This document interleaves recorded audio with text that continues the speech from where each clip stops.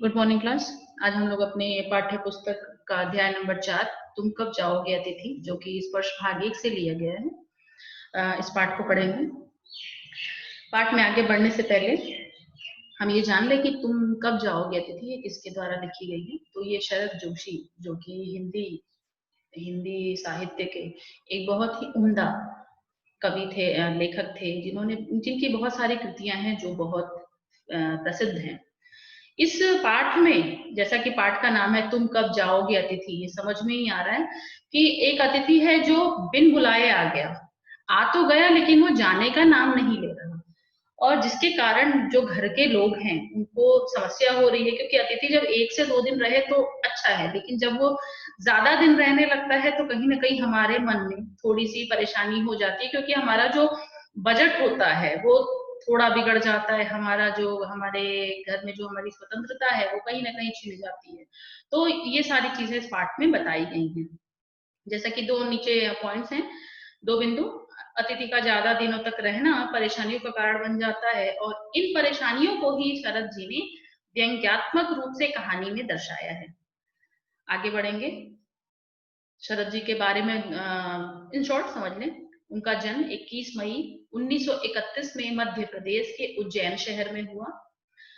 इन्होंने व्यंग्य लेख, व्यंग्य उपन्यास, व्यंग्य कॉलम के अतिरिक्त हास्य व्यंग्यपूर्ण धारावाहिकों की पटकथाएं और संवाद भी लिखे हैं। इनका देहांत 1991 में हो गया। अब पाठ की ओर आगे बढ़ेंगे। तुम कब जाओगे अतिथि।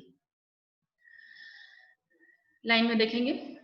आज तुम्हारे आगमन के चतुर्थ दिवस पर यह प्रश्न बार बार मन में घुमड़ रहा है, तुम कब जाओगे अतिथि। तुम यहाँ बैठे निसंकोच सिगरेट का धुआं फेंक रहे हो। उसके ठीक सामने एक कैलेंडर है, देख रहे हो ना। इसकी तारीखें अपनी सीमा से नम्रता से फड़फड़ाती रहती हैं। विगत विगत 2 दिनों से मैं तुम्हें दिखाकर तारीखें बदल रहा हूँ। मतलब वो दिखा रहा है कि अभी तुम यहाँ पे अभी मत रहो, अब जाओ। तुम जानते हो, अगर तुम्हें सॉरी तुम जानते हो, अगर तुम्हें हिसाब लगाना आता है कि यह चौथा दिन है, तुम्हारे सतत आतिथ्य का चौथा भारी दिन, पर तुम्हारे जाने की कोई संभावना प्रतीत ही नहीं होती। लाखों मील लंबी यात्रा करने के बाद वे दोनों एस्ट्रोनॉट भी इतने समय पर चांद पर नहीं रुके थे जितने समय तुम एक छोटी सी यात्रा कर मेरे घर आए हो।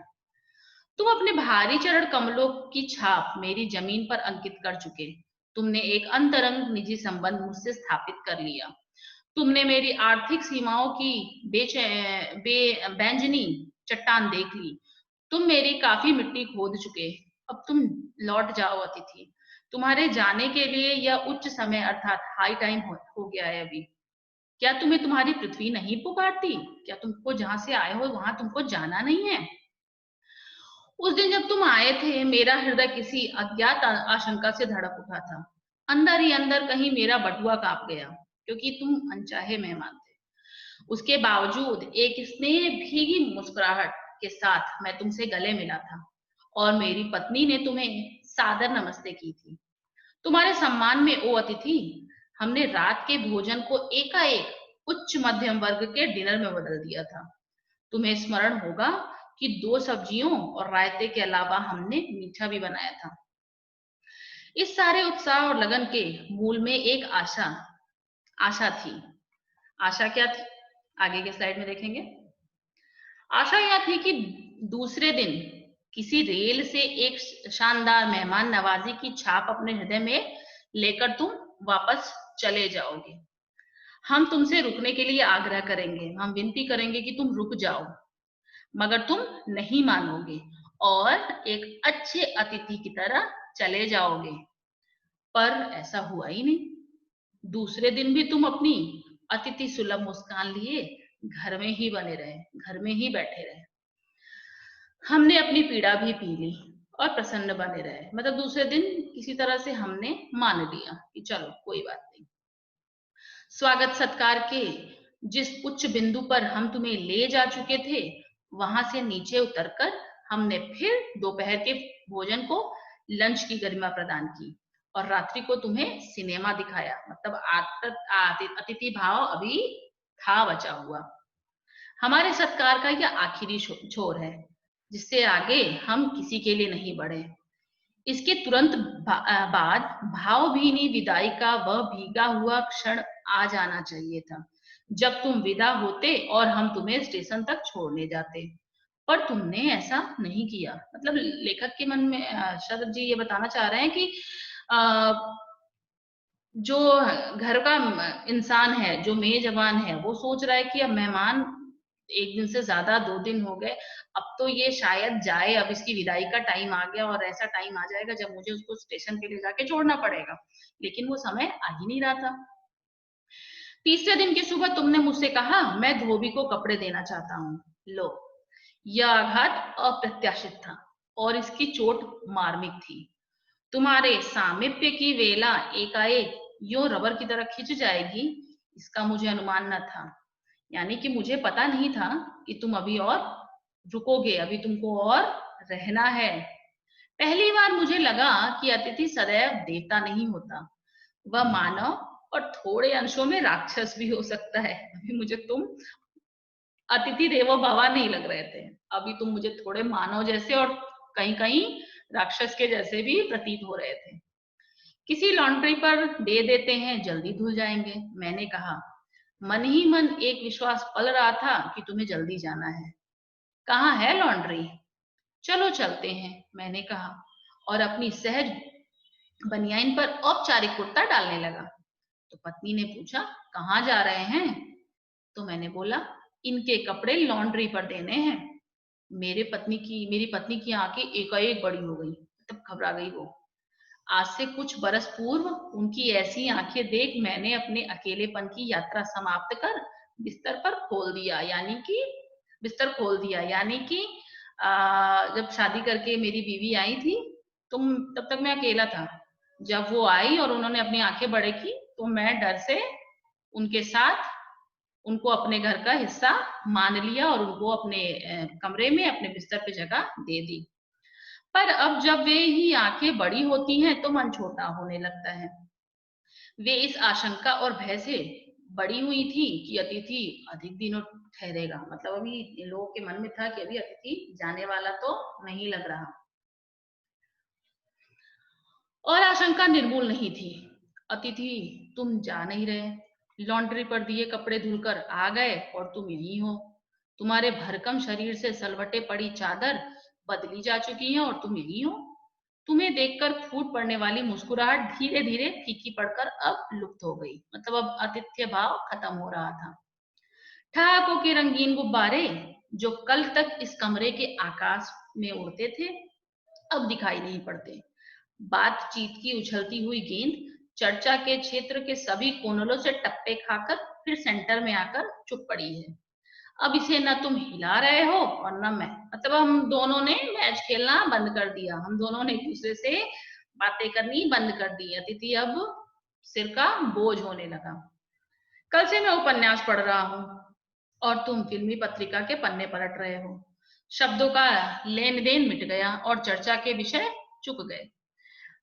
परिवार, बच्चे, नौकरी, फिल्म, राजनीति, रिश्तेदारी, तबादले, पुराने दोस्त, परिवार नियोजन, महंगाई, साहित्य और यहाँ तक कि आंख मार मार कर हमने पुरानी प्रेमिकाओं का भी जिक्र कर लिया। और अब एक चुप्पी है, यानी हर एक विषय पे हमने बात कर ली, अब हमारे पास बात भी नहीं बची। सौहार्द अब शनय शनय बोरियत में रूपांतरित हो रहा है। यानी जो प्रेम है वो धीरे धीरे बोर हो रहा है, अब हमको अच्छा नहीं लग रहा है। भावनाएं गालियों का रूप स्वरूप ग्रहण कर रही है, पर तुम हो कि जा ही नहीं रहे।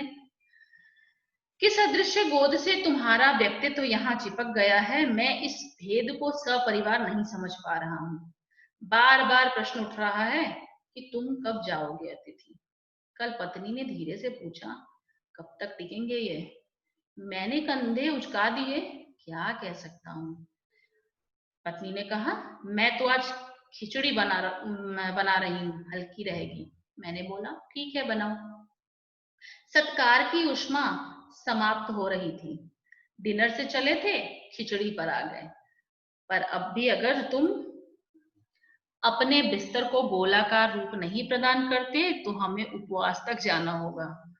तुम्हारे मेरे संबंध एक संक्रमण के दौर से गुजर रहे हैं। तुम्हारे जाने का यह चरम क्षण है। तुम जाओ ना अतिथि। तुम्हें यहाँ अच्छा लग रहा है ना? मैं जानता हूँ दूसरों के यहाँ अच्छा लगता है। अगर बस चलता तो सभी लोग दूसरों के यहाँ रहते, पर ऐसा नहीं हो सकता। अपने घर की महत्ता के गीत इसी कारण गाए गए हैं।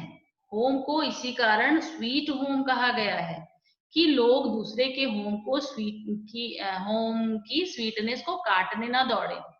तुम्हें यहाँ अच्छा लग रहा है, पर सोचो सोचो प्रिय कि शराफत भी कोई चीज होती है, और गेट आउट भी एक वाक्य है जो बोला जा सकता है, यानी कि अब मैं तुमको यहाँ से जबरदस्ती भेज सकता हूँ। अपने खर्राटों से एक और रात गुंजायमान करने के बाद कल जो किरण तुम्हारे बिस्तर पर आएगी वह तुम्हारे यहाँ आगमन के बाद पांचवें सूर्य की परिचित किरण होगी। आशा है वह तुम्हें चूमेगी और तुम घर लौटने का सम्मानपूर्ण निर्णय ले लोगे। मेरी सहनशीलता की वह अंतिम सुबह होगी। उसके बाद मैं स्टैंड नहीं कर सकूंगा और लड़खड़ा जाऊंगा। मतलब अब मुझसे तुम्हारा अतिथि सत्कार नहीं हो पाएगा। मेरे अतिथि, मैं जानता हूँ कि अतिथि देवता होता है, पर आखिर मैं भी मनुष्य हूँ। मैं कोई तुम्हारी तरह देवता नहीं। एक देवता और एक मनुष्य अधिक देर साथ नहीं रहते। देवता दर्शन देकर लौट जाता है। तुम भी लौट जाओ अतिथि। इसी में तुम्हारा देवत्व सुरक्षित रहेगा। यह मनुष्य अपनी वाली पर उतरे उसके पूर्व तुम लौट जाओ। उफ, तुम कब जाओगे अतिथि? तो इसी के साथ ही ये हमारा जो अतिथि कब जाओगे अतिथि, इस पे एक मूवी भी है, पिक्चर भी है, जो काफी रोचक है। लेकिन पाठ भी बहुत रोचक है, और मुझे लगता है कि पढ़ के आप लोगों को भी बहुत अच्छा लगा होगा। और इसी के साथ ये हमारा आज का पाठ खत्म हुआ। धन्यवाद।